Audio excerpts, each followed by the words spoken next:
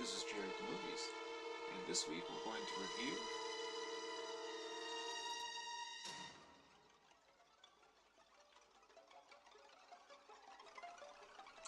Hello all YouTubers out there, this is Jerry the Movies with your host Jerry Saravia. So today we're going to take a look at a film called Behind the Candelabra.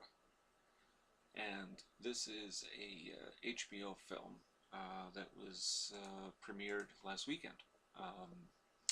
And it stars Michael Douglas and Matt Damon, directed by Steven Soderbergh.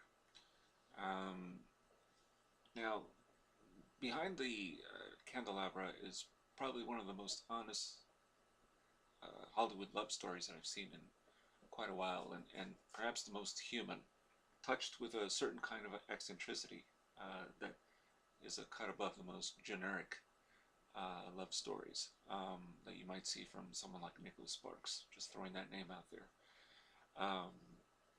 And it has one of the most expressive performances that I've seen Michael Douglas give.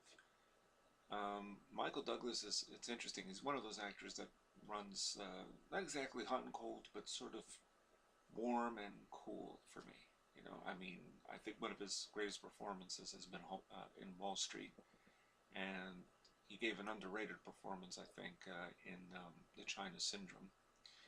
And I've enjoyed him in some other things, Fatal Attraction, Disclosure, not so much. But he is good, but something sometimes still is missing from him. But I will say this much: he gives every performance 110% effort, and he's one of those actors that you don't really catch him acting.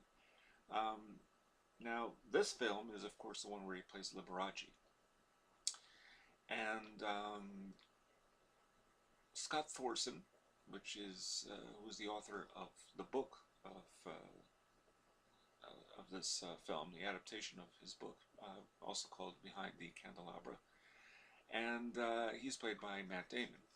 Now, he basically in the book is a 17-year-old, and this movie comes across as maybe just being a few years older than that, because Matt Damon is not in his teens anymore.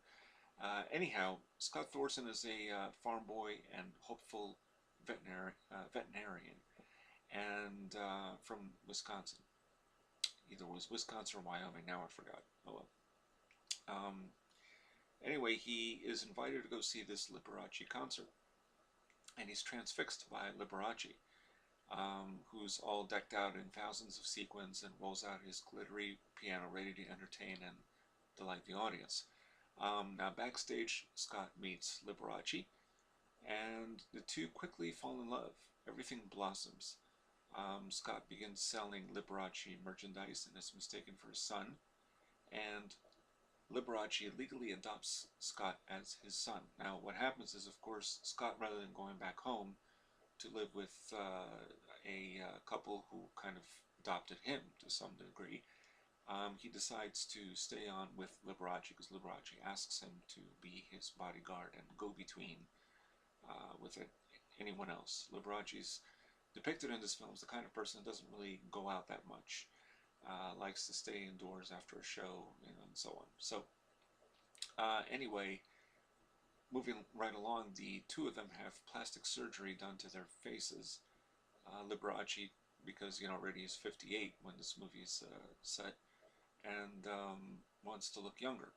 And Scott is made to look like Liberace, which is kind of a botched job because he actually, the real Scott Thorson looks a little bit like him, but Matt Damon, well, I think it's meant to show that this couldn't possibly work.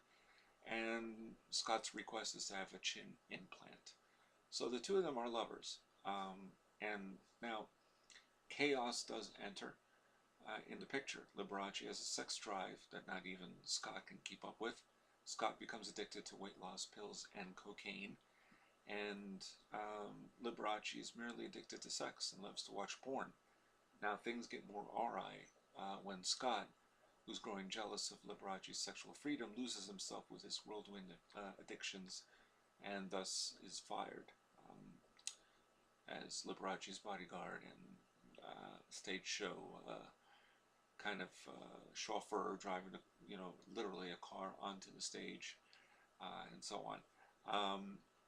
Now, the dream is gone, but Scott, who from the inception of this relationship didn't want any really part of this ostentatiousness of Liberace's life or his belongings. He wasn't into material things. Scott just wanted love and a family. Um, now, the screenplay by Richard LaGravenese, of course, I'm pretty sure I'm mispronouncing that one. He wrote a lot of films. One of my favorite films that he wrote was The Fisher King from 1991 with Robin Williams and Jeff Bridges. The screenplay chooses to focus on the relationship between these two. So it doesn't actually aim for much of the vulgarity and the riches of Liberace's Hollywood palace. It's not really a first-person account of Liberace. It's more of a first-person account from Scott's point of view of what life was like living with Liberace. This relationship is shown to come apart and dissolve, and gets to the point where Thorson sues Liberace for gifts he's entitled to, but they never lose respect or admiration for each other. Now, Liberace clearly liked 17-year-old boys, or young boys, perhaps older than 17. Let's give him that much credit. And that may be because Liberace wanted to be a father and a lover, to indulge in love and lust equally. And this is probably what put off the Hollywood studio bosses when Soderbergh tried to get financing, because this really should have been a Hollywood film. This should not have shown up on cable. I mean, I'm glad. And there have been some good cable films lately. I saw one recently with Al Pacino's Phil Spector. Not the greatest film by any means, not the most well acted, but fascinating, to some degree. Anyway, they do make good films, but this is like something that just screams for big screen treatment. I don't think it should have been devoted to, a small screen endeavor. But this probably is what got the studio bosses a little leery of trying to finance this project. Because according to Soderbergh, they said the film was too gay. I mean, too gay is compared to what? Brokeback Mountain? I mean, that came out in 2005, directed by Ang Lee, released in theaters with Jake Gyllenhaal and the late Heath Ledger. And that was clearly, as it was touted at the time, a gay cowboy love story, although technically, what it really is just a love story. Whether it's two gays or not shouldn't really matter, but it does. And this, to me, is further proof that in the last couple of years, when I've interviewed some actors and actresses in Hollywood and other people involved behind the scenes, this is proof that Hollywood is hardly the most liberal place. Because if they still can't get behind, I mean, especially a story like this one involving Liberace, of all people, who was a Hollywood entertainer and who tried to pass himself off as straight so that he would have an audience.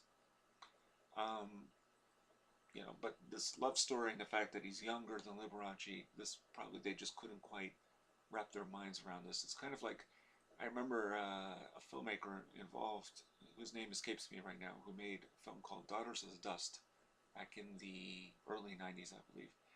I remember an interview with her, and she said, the studio bosses, they wanted a film more like Sounder, or whatever the case may be, because her film dealt with, I believe, South African women. And the studio execs said, we don't really know what it's like to be a South African woman. We can't get behind that.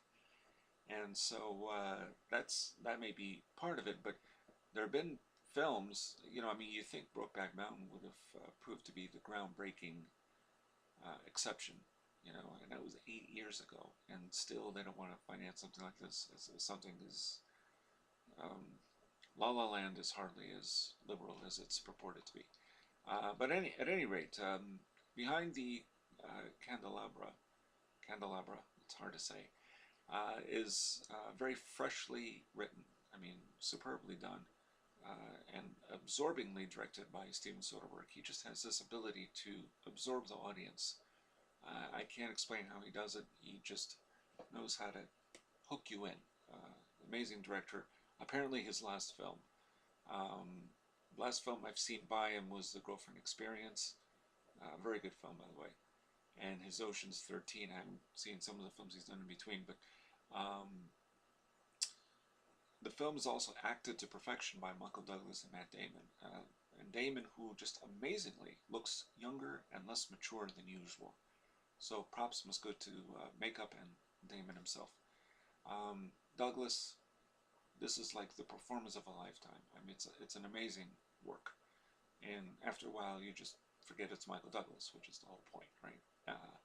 You believe it's really Liberace. He's never done a role like this before. It's really an amazing work. The film is a hypnotic, strange, and thoroughly moving love story. Under lesser hands, it could have been handled as a cheap and near parodic mess, reducing the story of Liberace as strictly lascivious and nothing more. But thankfully, Steven Soderbergh and company, they dig much deeper than anything you might find on the E! Channel. That's for sure. So, high recommendation. Check it out. It's playing now on cable, HBO. And too bad it didn't get the big screen Hollywood treatment that it deserved. It's amazing to me. Love stories seem to only circle around men and women. And that's it. And in a romantic comedy realm to some degree. Let's hope they change their tune at some point, but somehow I don't think so. It just seems like we're regressing in Hollywood as opposed to progressing. So check it out. Great film.